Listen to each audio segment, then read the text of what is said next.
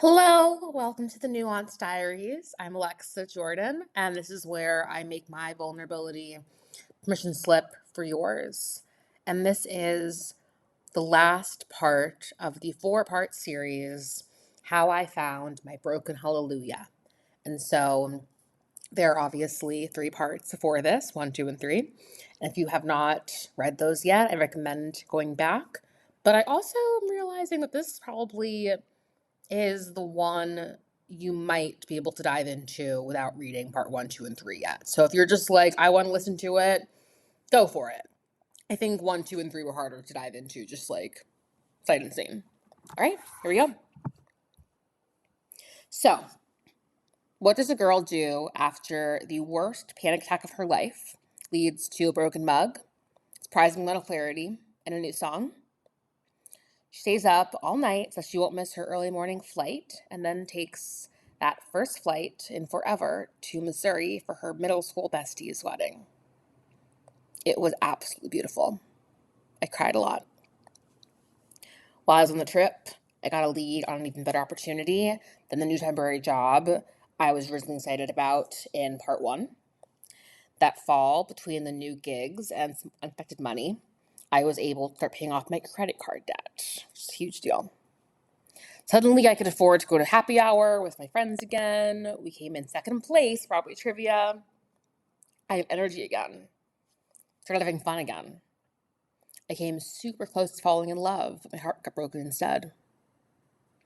I saw Dylan Mulvaney's epic solo show 3 times, and I told her about the guy who broke my heart, and she said sounded like a coward, and I cannot help but agree. She also inspired the name, The Nuance Diaries, and I got to tell her that too, which is really cool. I went viral on Substack again, with another essay referencing, but not about, Taylor Swift.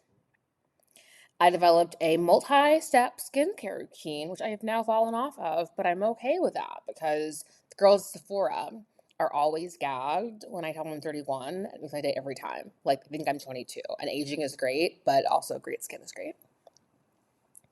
All the while, I kept the broken mug. To this day, I am still fascinated by it. It feels like a relic from the dark age I survived. And yet, when Lunar New Year came around and I read that broken glass was bad luck, I knew that it was time to part with broken mug for good. Took a few last pictures, and I even traced the handle to make an abstract drawing.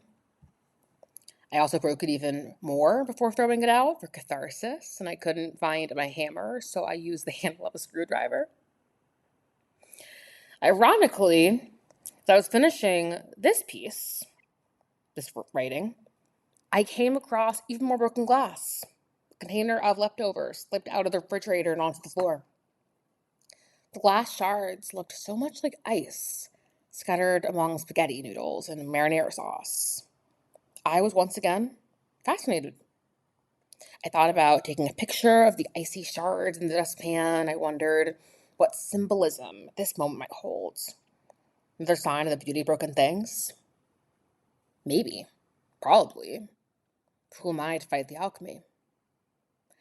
And then I thought, is there such a thing as too much alchemy? And I swept the glass away and threw it out. I used to listen to a song called Broken Glass all the time when I was living in Portland, Oregon. Another wild chapter, story for another time for sure. The first week or so I was there, I took this very dramatic walk over a highway every single day to get my coffee from a Starbucks instead of a huge grocery store. Now, was there a closer coffee shop? Probably. Could I have found something similar or even better than my cinnamon dolce latte? Definitely. But that's not the choice I made at 22 years old. I was living across the country by myself for the very first time. It somehow felt scarier than being in London by myself. I needed familiar comforts like cinnamon dolce lattes. And side note, my therapist has totally validated this for me years later. I had like a panic attack after Trader Joe's out of my favorite creamer. And she said it was because one of my few constants in life was ripped away.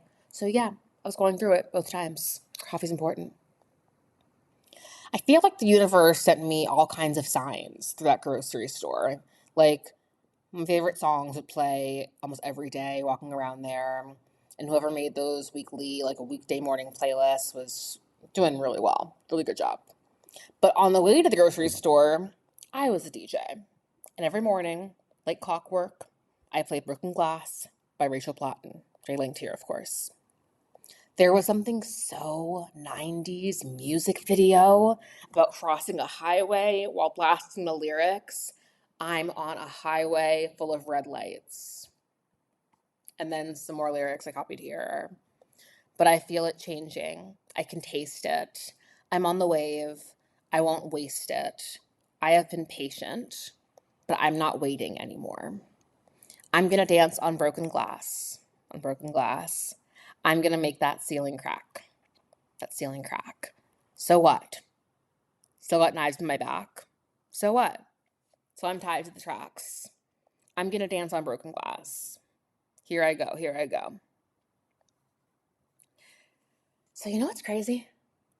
I have probably listened to that song like 100 times in the last decade, and it has only now just occurred to me that the broken glass is from the glass ceiling she's going to crash.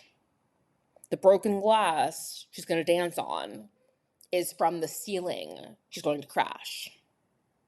Maybe you're thinking, like, what other glass is she talking about? Duh, Alexa. And I don't know. I guess I was too stuck in the, like, symbolism of dancing on broken glass to connect it to a literally cracked glass ceiling, mention one line later. Like, I was an A+ English student and nerd, but I'm also 22 in this story, so give me some slack. What I'm trying to say is that I think the broken mug marked the beginning of my dancing on broken glass era. After the hardest year of my life, I was remarkably broken and yet still intact. Both and. And you know what's funny? Just a little side note that's not like written in there. I read that sentence for a minute and I thought, oh, is that word misplaced? Like remarkably broken and yet still intact? Should it be I was broken and yet remarkably still intact? Like, no, I like where I put it. It was kind of remarkable how much breakage and how much my life changed, and I was still intact. I have come a damn long way, and I am unbelievably proud of how I carried myself through the last year and honestly the last few years. And for the first time in maybe 17 months, like a year and a half, I have enough white space in my brain and ground beneath my feet to think about what comes next. What do I want? What do I want to happen? Who do I want to be? What I've been through is part of my story, but not all of it. I'm ready to add some notches to my belt beyond damn tough survivor and broken glass dancer. There is this invisible step at the end of the list outside the traditional trajectory of healing. You get through the bad thing, you realize you're a survivor, you get to breathe again. But then you let yourself want things again, and you do things for fun again, you dream big dreams again, you take risks again, you learn to trust yourself again. And I am doing all of that now in real time.